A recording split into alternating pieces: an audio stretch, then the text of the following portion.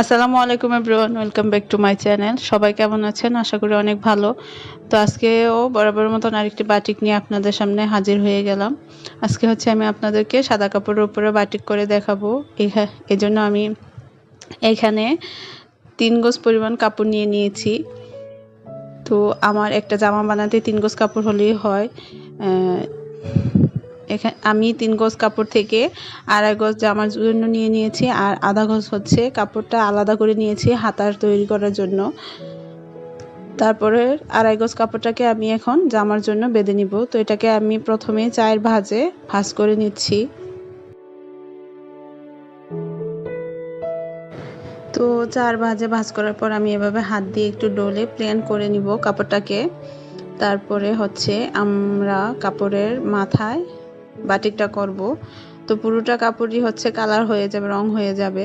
তো আমি দেখিয়ে দিচ্ছি কিভাবে আপনারা এই কাপড়ের বাটিকটা করবেন। এই কর্নারে হচ্ছে একটা বাঁধা হবে, আর এই কর্নারের এই খোলা সাইড দুইটা বাদে, এই খোলা সাইড দুইটা বাদ দিয়ে আমরা এটাতে হচ্ছে সুতা বেঁধে নিব। তো এখান থেকে আমরা এভাবে একটা সার্কেলের মতো করে গোল করে হচ্ছে কাপড়টাকে মুড়িয়ে নিব। নিয়ে আপনারা আপনাদের পছন্দ অনুযায়ী ছোট বড়ও করে নিতে পারেন। তো আমি এটা একটু মোটামুটি বড় করেই নিব, যেহেতু জামার জন্যে।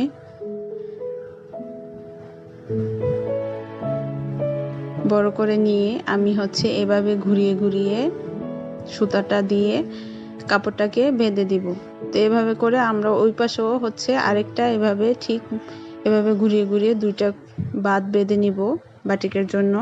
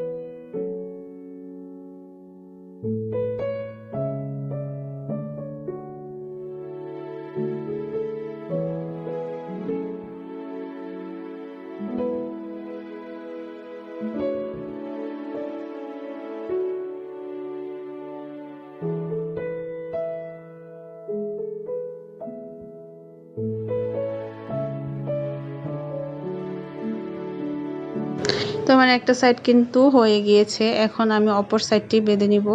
তো এদিকে দেখেন আমি খোলা সাইড দুইটাকে আলাদা করে নিয়েছি, আর যে সাইডটা আমাদের বন্ধ বন্ধ সাইডটাকে আমি আবারও সার্কেলের মতো করে ঘুরিয়ে তারপর হচ্ছে পেঁচিয়ে নিব সুতা দিয়ে। আর এই সাইডটা কিন্তু উপরের সাইডটার থেকে একটু ছোট হবে, কারণ উপরের সাইডটা আমি একটু বড় রেখেছি, নিচের সাইডটা একটু ছোট হবে। এটা আমাদের গলার মাঝে পড়বে, তো একটু ছোট হলেই ভালো লাগবে আর কি। আর নিচের সাইডটা হচ্ছে জামার মাঝামাঝি পড়বে। তো আমি এই সাইডটাকেও ঠিক একই পদ্ধতিতে সুতা দিয়ে টাই বাঁধার মতো করে বেঁধে নিব আর কি।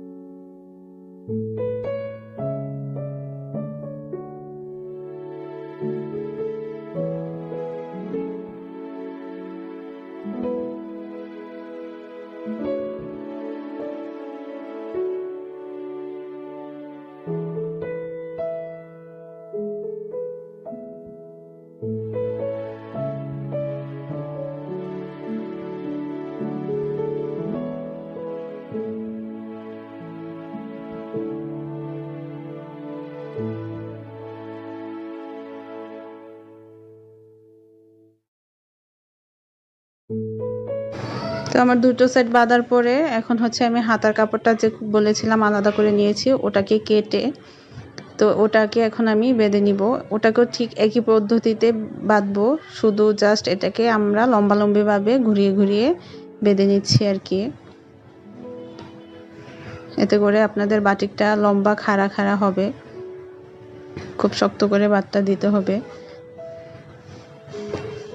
এভাবে করে আমি পুরো হাতার কাপড়টাকেই বেঁধে নিব।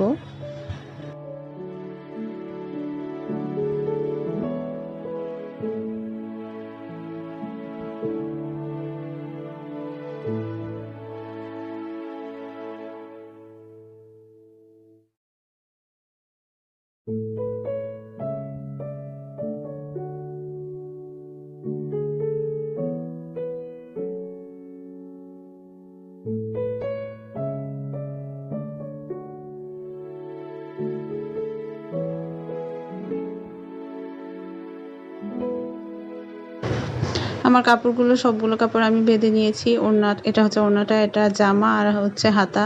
আর ওড়নাটা